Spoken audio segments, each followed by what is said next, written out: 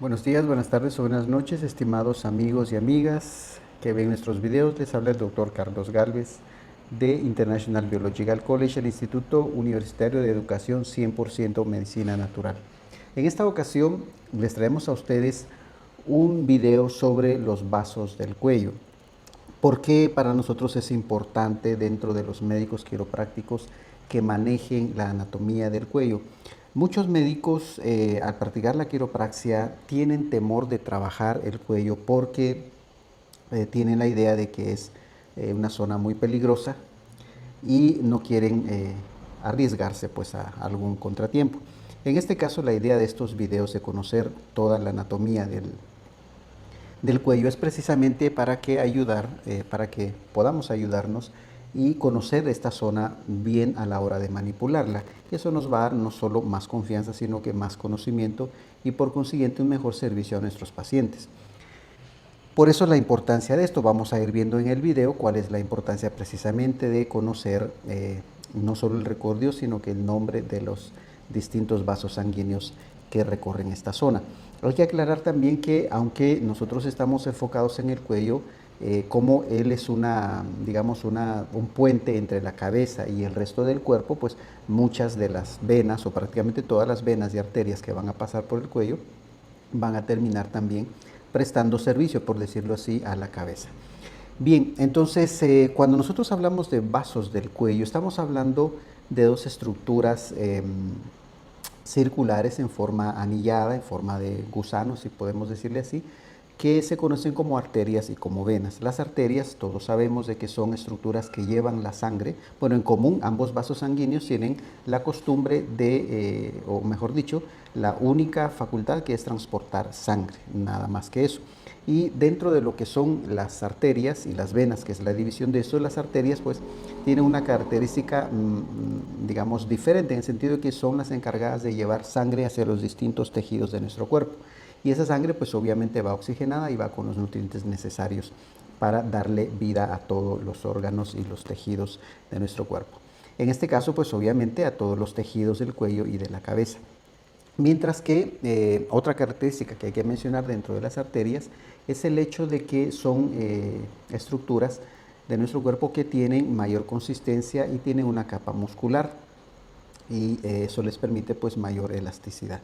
En el caso de las venas, pues obviamente sus capas musculares son más delgadas y tienen como característica que ellas recogen, hacen el trabajo de regreso, mejor dicho, de lo que hacen las arterias, o sea, recogen la sangre de los vasos capilares, de las células, de los tejidos y la traen con una característica principal y es que viene llena de desechos y pobre en oxígeno.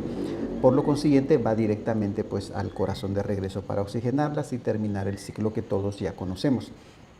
Entonces por eso la importancia de conocer los vasos sanguíneos de esta zona y en especial pues para los quiroprácticos, porque si nosotros no manejamos bien esta zona, no conocemos anatómicamente esta zona, podemos llegar incluso a crear algún tipo de sangrado o hemorragia interna en nuestro paciente y pues puede darnos más problemas eso. Bien, entonces vamos a lo que son las arterias, decíamos que son estructuras que van a recorrer casi todo nuestro cuerpo y en este caso pues el cuello, las estructuras del cuello y tienen la característica de llevar sangre del corazón, sangre llena de oxígeno y de nutrientes hacia los distintos tejidos, decíamos.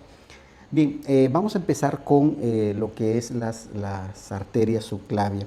La arteria subclavia es una de las vías arteriales más importantes de la cabeza, eso hay que tenerlo en cuenta, y no solo de la cabeza, del cuello y del tórax, ya que junto a las carótidas es la fuente principal de sangre oxigenada para la región torácica, para el cuello y obviamente para la cabeza.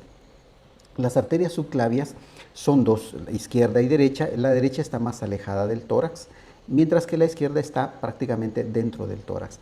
La derecha se va a originar en el tronco brachiocefálico, y la izquierda en el callado de la aorta. Como podemos ver acá en esta imagen, la flechita nos señala la arteria subclavia izquierda. En este caso se divide en tres partes. La porción intraescalénica está localizada por dentro de los músculos escalénicos, la porción interescalénica, que está ubicada entre los escalenos, y la porción posescalénica, que está fuera de los escalenos. de los músculos, obviamente. Y aquí tenemos pues que la arteria subclavia derecha se origina en la primera porción, decíamos, detrás de la articulación esternoclavicular. Tomemos en cuenta que estas arterias subclavias tienen diferente origen. La subclavia izquierda va a nacer en el callado de la aorta a la altura de la tercera o cuarta vértebra torácica. Como podemos ver acá, la región de lo que es la arteria subclavia. Y las relaciones que esta va a tener en la parte anterior se va a relacionar con la carótida común, en la parte posterior con el lado izquierdo del esófago, en la parte medial con la tráquea y en la parte lateral con el mediastino pulmonar. Bien, vamos a hablar de lo que es la carótida común. La carótida común es también llamada carótida común o primitiva. Es una arteria que está dividida en derecha e izquierda, obviamente, como la mayoría de las estructuras de nuestro cuerpo, las cuales, aunque se originan en dos lugares diferentes, son importantes para la irrigación, como estamos viendo, del cuello, la cabeza y parte del tórax. Ambas carótidas se van a dividir luego en una carótida externa y una carótida interna. Solo para recordar, las arterias, al igual que las venas, decíamos, y los vasos sanguíneos, son conductos necesarios para la circulación, por la cual va a transitar únicamente la sangre, pues, y su contenido, obviamente. Y en el caso de las arterias, esas transportan o van a transportar sangre oxigenada, que ya lo hemos dicho, mientras que las venas transportan sangre que tiene poco oxígeno. Vamos a hablar ahora de una estructura importante que tenemos acá, lo que se conoce como el cuerpo carotídeo o el glomus. Es un conjunto de células que está situada en el cuello entre la bifurcación de las arterias, de la arteria carótida, donde esta arteria se va a dividir en interna y externa. Tiene la función o va a actuar como un quimiorreceptor. ¿Qué significa esto? Pues un quimiorreceptor de la sangre va a detectar en este caso el nivel de oxígeno y la participación, o si está participando en la regulación de la respiración. Va a estar irrigada por pequeños vasos sanguíneos procedentes de la arteria carótida común. Es importante hablar de este cuerpo carotídeo porque es una estructura, es un grupo de células y está situada detrás de la bifurcación, básicamente. Es un quimiorreceptor y que va a responder a los cambios de concentración de oxígeno, nos va a avisar o le va a avisar al cerebro, en este caso, sobre la cantidad de oxígeno y la cantidad de CO2 y así como de la acidosis de nuestro cuerpo a través del ion de hidrógeno. Esto es algo que queremos dejar clarito, pues para que todos entendamos. Acá tenemos lo que es la arteria carótida común, decíamos que es la que va a permitir más arriba que se divida en dos, en lo que es la arteria carótida interna y la carótida externa. La arteria carótida común derecha se origina de la bifurcación del tronco brachiocefálico y la carótida común izquierda se va a originar en el arco de la aorta. Se bifurcan a la altura del borde superior de los cartílagos tiroides o de la cervical 4. Aquí tenemos en esta foto pues la carótida común y que decimos que a nivel de la C4 o del cartílago tiroides pues va a dividirse en interna y externa. Bien, acá tenemos otra visión también para que tengamos claro lo que es la carótida común y su posterior división para irrigar ya no solo la zona del cuello, como decíamos, sino que la zona del cerebro y tejidos aledaños. Bien, vamos a ver lo que es la carótida externa. Primeramente, la carótida externa es una rama de la arteria carótida primitiva o carótida común, también llamada, que se extiende desde lo que es el cuello hasta la mandíbula, el temporal y el maxilar. La carótida externa tiene especial relevancia para la irrigación de la parte lateral de la cabeza. Eso es importante, no lo olvidemos, debido a que presenta aproximadamente 7 ramas colaterales y 2 ramas terminales, cada una con sus respectivas ramificaciones y su lugar de llegada, obviamente, a donde van a irrigar o al tejido que van a irrigar.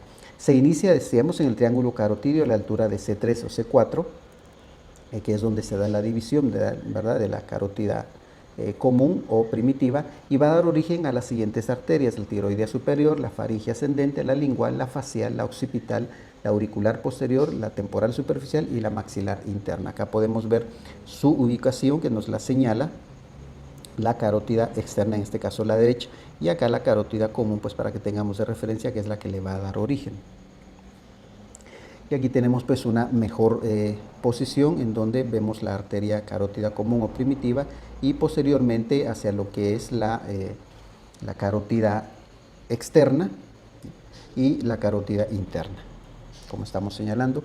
Acá tenemos una mejor visión y alguna, para que tengamos de referencia, pues la arteria carótida interna, que está aquí en la parte superior, señalando por esta flechita color rosado, la arteria carótida externa, para que igual nos ubiquemos, y aquí la arteria carótida común, para que podamos ver exactamente la bifurcación en donde se separan en dos. Y como referencia decíamos, tenemos pues la vena yugular interna y la vena yugular externa, que sabemos que estas se encargan de recoger la sangre de los distintos tejidos, que está pobre en oxígeno.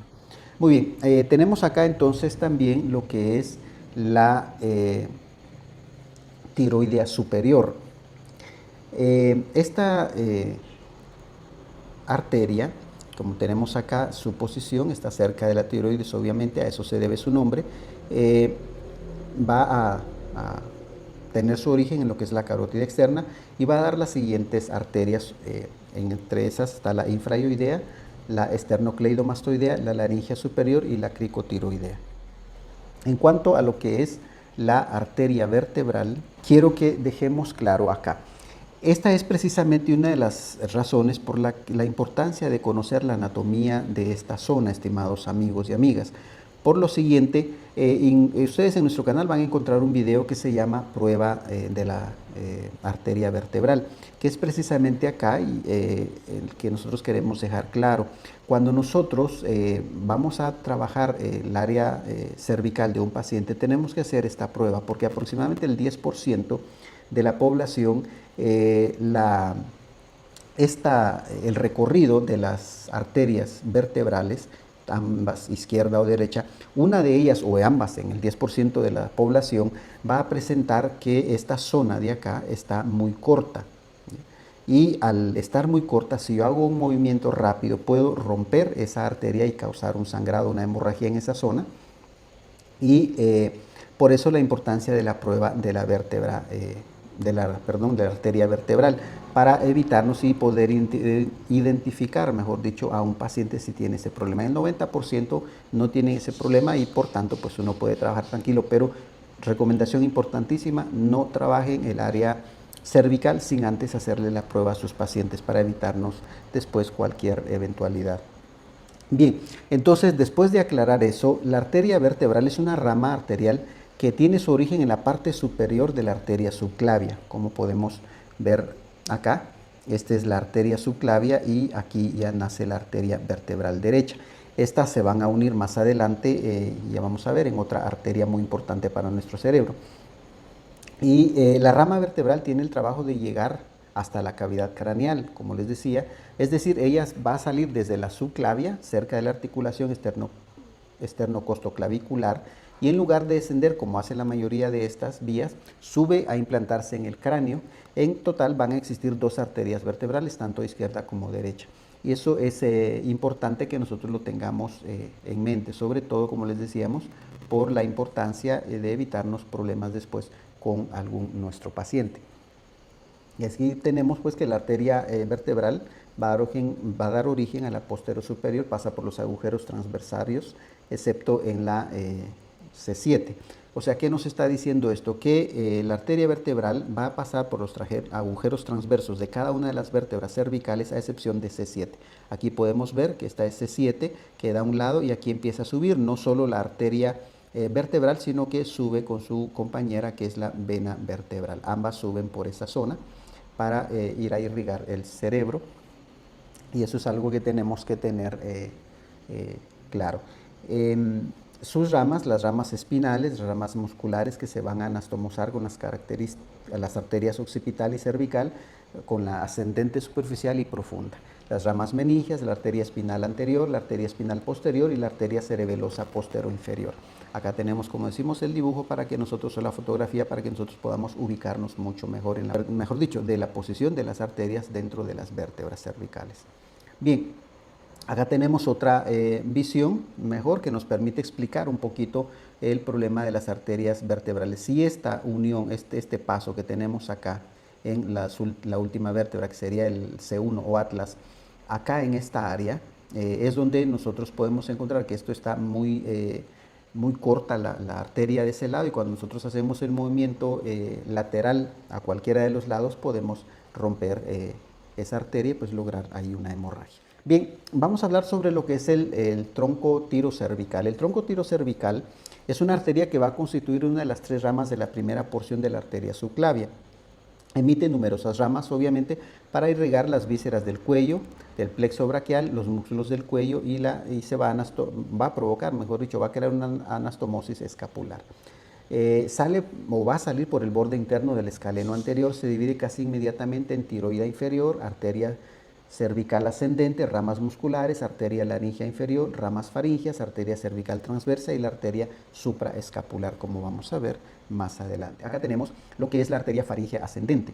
Va a tener su origen en la bifurcación de C3 y C4, a ese nivel pues de la cervical C3 y C4, y se va a anastomosar con la cervical ascendente y la vertebral. Va a originar las arterias faringias, la timpánica inferior y las ramas meninges. Aquí podemos ver, como no se ve muy clarito, encerramos en este cuadro y ya pusimos en azulito porque es muy pequeña y podría confundirse, para que veamos el lugar de nacimiento de la arteria faringea ascendente. Acá tenemos la arteria lingual, y esta arteria pues va a pasar entre el hiogloso y el constrictor medio. Acá tenemos en esta flecha dice arteria lingual derecha, aquí en celestito se ve me cuesta un poco difícil verlo, pero se puede ver claramente. Esa es lo que se conoce como la arteria lingual derecha. Sabemos que esta va a originar la arteria suprayoidea, la arteria dorsal de la lengua y la arteria sublingual. Son importantes porque llegan a irrigar esa zona de nuestra lengua. Bien, aquí tenemos, esta decíamos, tenemos la arteria lingual de su nacimiento, y aquí tenemos que esta arteria lingual que estamos viendo acá donde se forma, va a dar dos ramas, una que es la lingual profunda, que se va hacia la parte superior debajo de la lengua, y la arteria sublingual propiamente dicha, que vemos el recorrido acá. Bien, la arteria facial nos va a dar una rama amigdaliana y ramas para el paladar y la glándula submandibular. Asciende cubierta por los músculos digástrico, estiloideo y el ángulo mandibular. Va a ser un bucle anterior y entra en un surco profundo de la glándula submandibular. Rodea el borde inferior de la mandíbula y va a entrar ya a la cara o al rostro. Y aquí tenemos, para que nos ubiquemos, pues la arteria facial izquierda. Sabemos de que estas son izquierda y derecha, ¿no? Entonces acá tenemos el recorrido y hacia dónde se va a dirigir toda ella. Bien, la arteria occipital, esta arteria nace de la cara posterior de la carótida externa, encima del origen de la facial, y su dirección es posterior, paralela y profunda al vientre posterior del músculo digástrico. Termina en la porción posterior del cuero cabelludo y da una rama al esternocleidomastoideo o al músculo. Pues aquí tenemos la arteria occipital cuando se va a dirigir hacia arriba, hacia el hueso occipital, y la rama que emite hacia el músculo esternocleidomastoidea, ¿no?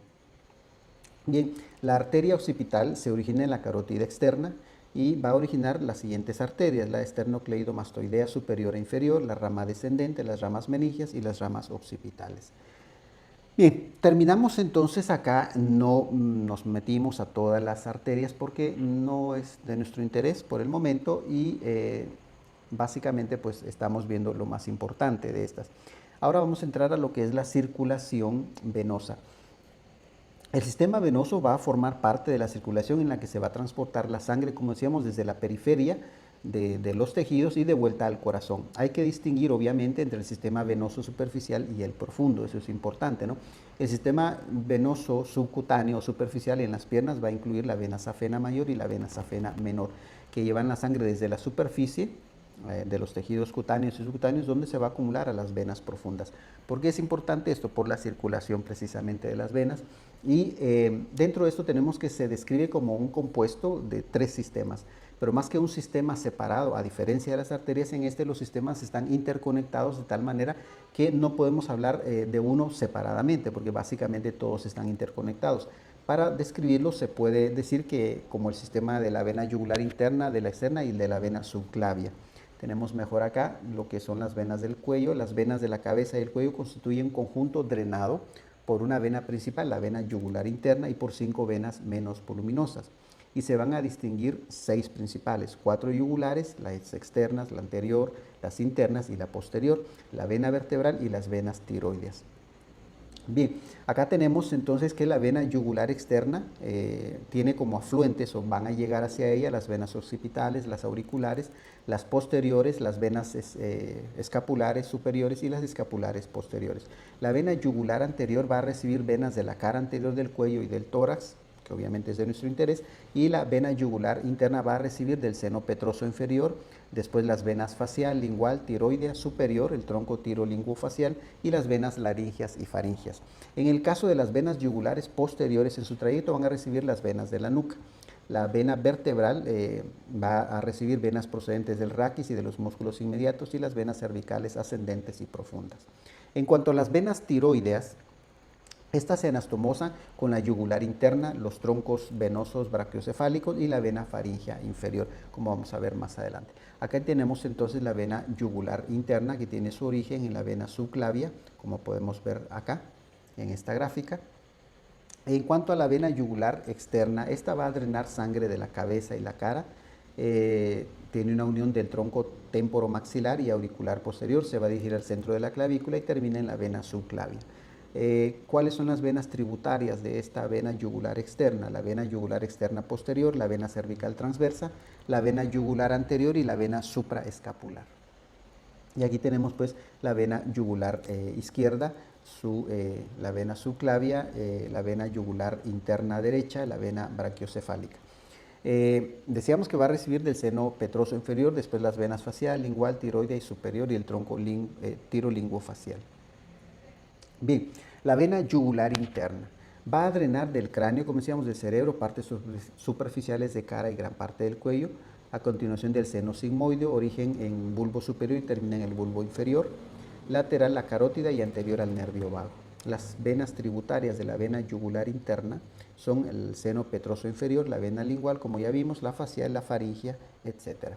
Aquí tenemos la vena yugular anterior, señalada acá, ya que va a recibir las venas de la cara anterior del cuello y del tórax, esta pequeña vena que conocida como vena yugular anterior. Acá tenemos las venas procedentes del raquis y de los músculos inmediatos y las venas cervicales ascendentes y profundas son las que van a llegar hacia lo que es la vena vertebral, que como decíamos anteriormente con arteria, van a pasar juntas a través de los agujeros intervertebrales laterales. Y aquí tenemos la vena tiroidea superior, se anastomosa con la yugular interna, los troncos venosos brachiocefálico y la vena faríngea inferior. En algunos soy repetitivo, pero es por la importancia de que se nos quede, estimados amigos y amigas. Acá tenemos la vena tiroidea media, que es muy pequeñita, como ustedes pueden ver acá, y a continuación la vena tiroidea inferior. Bien, la yugular externa va por fuera del músculo esternocleidomastoideo, como vemos acá, aquí en todo su recorrido. La vena yugular interna va dentro del paquete vascular nervioso y la vena subclavia es profunda al mismo nivel de la yugular, prácticamente interna, y está casi completamente por detrás de la clavícula.